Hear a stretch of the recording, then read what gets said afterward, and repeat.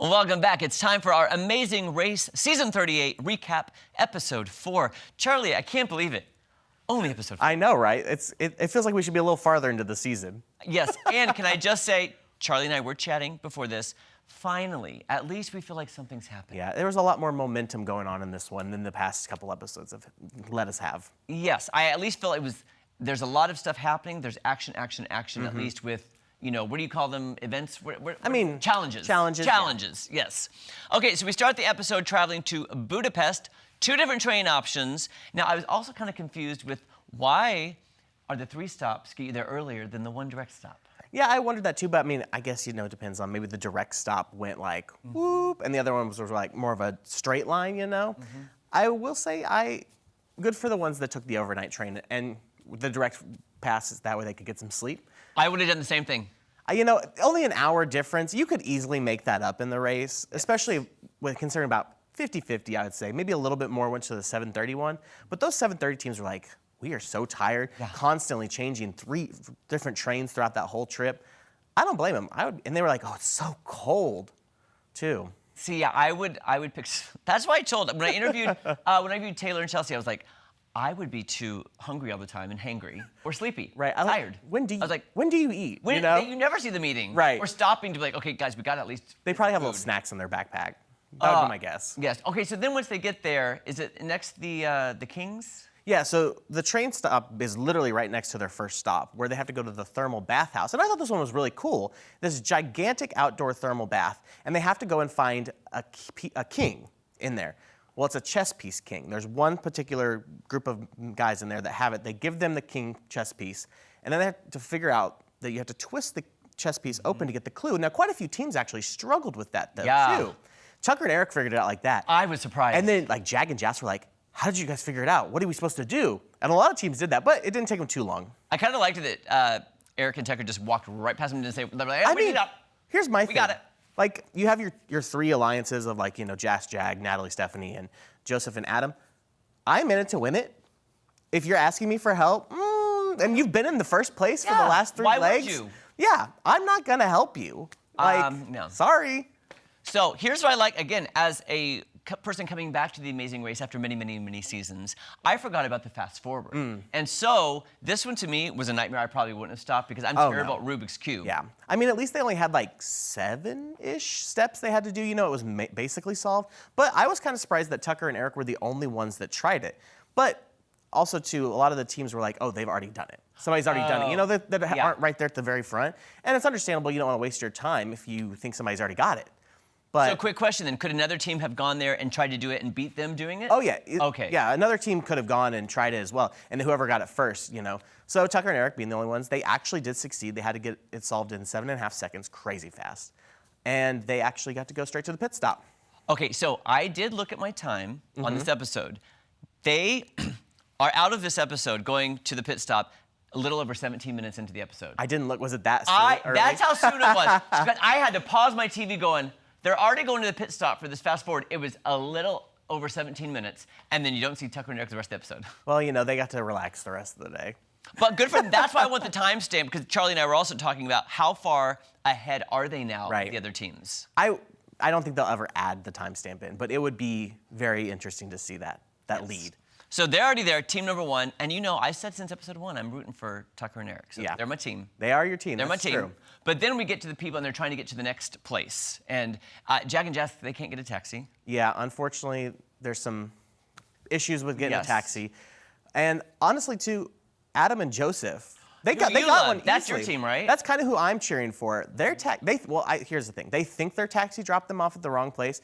I think it ended up being that he did drop them off at the right place, but they were like, no, and they went off to the wrong spots, which kind of put them behind. But, Yeah, they were running every which way. It's like, they're never going to find this. Right. I was like, ooh, you guys better get on it. But anyways, that leads us to our first roadblock, which is who thinks they can coach.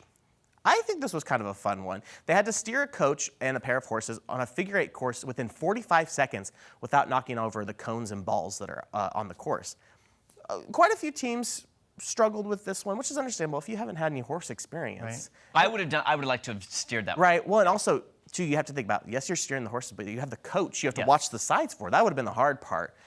Some teams actually struggled with it, though. Oh, and got real fast as well, though. Yeah, too. that was a fun one to watch. I also like they had to unlock this Houdini box to find the next clue, which then led to, I loved either, was it juggling and dancing? Yeah, it was juggling act or balancing act. Yes. Which one would you have done, Charlie? Oh, see, I don't know. I don't know if my balance would be good enough for the balancing act, but I don't think I could juggle 5 rings for 10 seconds in the air, especially after you get that 5th ring in there, you know? That hand-eye coordination.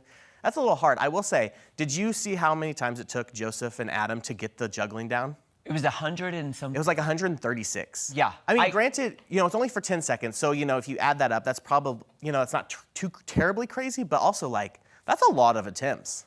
When they kept going, the attempts every time they do, I was like, oh my gosh, I actually said it out loud. I was like, 120 something? Now 130. I was Right. like, holy cow. I wouldn't have juggled. I would have done the balancing with the dance. Yeah, but you have dance experience, though, Right. too. So, And by the way, can I say this? I just want to say this. The 2 sisters did amazing. Yeah, Hannah and Simona. They learned it quick and danced it in one Right. take. Well, and they were behind for a while, and I Yes. think that's what saved them is they got that jump on some other teams that were struggling. But can I complain about Kat for a second? Go ahead. Kat, the whole time is there going, I'm a dancer, I'm a dancer. They showed a picture of her being like the cheerleader Right. dancer, and she's there crying and can't get this simple routine. Right. I was shocked. Well, she did mention that, you know, like here in the U.S., we use 8 counts. Or Correct. they use, what was it, 4 over Yes, there, but right? didn't you hear the other people counting 8? All you have to do is double it. In my head, I was going, That's what just double it. kind of wondered as well. Like, couldn't you just, you know, yes, keep because going part of the day is yourself? 1, 2, 3, 4, 1, 2, 3, 4. Yeah. I mean, Well- to me, I was counting in my head watching it. And I mean, I don't have any dance experience, really. But I was thinking, I'm like, how hard is it to go from 8 to 4, you know? Like you just did. I know. 1, 2, 3, 4, 1, 2, you know? Because, I mean, what is it? The waltz, 1, 2, 2, 3, 3, 4. 1. That's a 1, Oh, is 2, that 3? 3? Okay, 3. But the thing is, you can make it work. If you're a dancer, you would have made that work. The Yeah. sisters did. And then I said episode 1, I'll say it again, crying all the time. I did think of you when she was crying. I was like, stop crying already. You're on The Amazing Race. Stop. Yeah, it was something. I mean, that's what really got them, though. And we did, like we said earlier, Tucker and Eric did get first because of the fast forward. So it's kind of anticlimactic, but it was more fun to see who's going to get second and then Right. third. Well, and then in your last 2 teams, you had Chelsea and her dad, and then you had Kat and Alex. And I honestly thought it was going to be Chelsea and her dad. So I was a little surprised when it turned out to be Jeremy's least favorite team, Kat and Alex. Is it, okay, no, I'm not saying this in a rude way. It's like, they just seem like an odd pairing. Their personalities seem so different. Yeah, well, what was it? Last episode, they said how they are opposite personalities, but that helps them a lot too. You know, It didn't help on The Amazing Race. You know what they say? Opposites attract. That's so, true. you know, I think he mellows her out, is what she said, or something like that. You know, Which, by the way, when they were doing the dance, how calm was he? He was Yeah. extremely calm when she was losing it. that is true. Trying to learn that dance. And I will say the girls' part, if you will, the balancing part was a little bit more challenging. Yeah, because he just had a stick, and the girls were doing more with that balancing part because they had more Yes. movement too. So yeah, she had a little bit of an unfair disadvantage, I guess you could say, to that part. But So here's what I'm excited about. I'm excited for next week because I want to see how far ahead Tucker and Eric are. yeah, And then I'm curious to see the rest of the timeline play out because I still, like you said, we don't know how close people are. Yeah. Unless they arrive very close and they're together. right, exactly. But then again, like you said, they could arrive at a place and it's not even open for another 3 yeah, hours. that's like very they true. did. That's very true. So it could, anyway, that was a great episode. I hope the rest are like this, Charlie. Fingers crossed. More fun episodes of The Amazing Race Wednesday nights on CBS. We'll be back with lots more fun.